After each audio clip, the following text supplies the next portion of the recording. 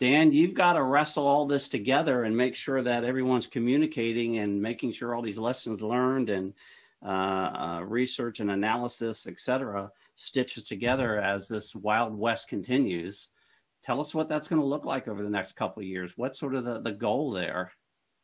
Well, no doubt that we're going to see continued growth in 5G utilization, a beneficial growth in communications through 5G networks worldwide. And the federal government's no exception to that. We're going to see advancements in open radio access network, or ORAN concepts, to increase interoperability with more vendors and in the 5G marketplace. ORAN opens protocols and interfaces between subcomponents, which means computing power can be pushed from a core element to the edge, closer to the user. And that's going to increase network agility, it's going to increase flexibility, and it's going to decrease costs. It also means that there's potential for insertion of untrusted components within the RAN, which will negate security advantages. So while our government is moving in that direction, like 5G, ORAN is dynamic, and we're going to see some security challenges that need to be mitigated.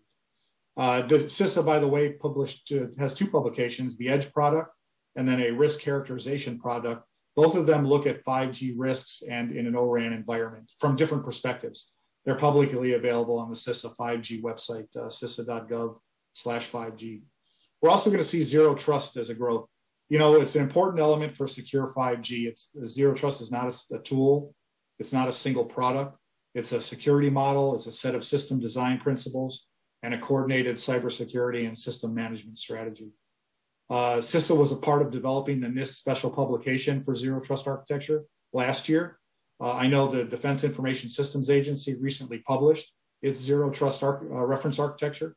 DoD is increasing funding for zero trust architectures, and you're going to see more of a growth of that in the next 1 to 3 years or 2 years.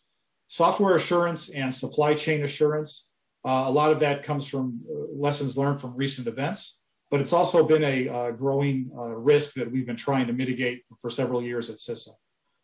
It was critical before SolarWinds, and it's moved to the forefront now for cybersecurity on the radar. So those are 4 areas where you will see growth and movement towards in the next few years. We really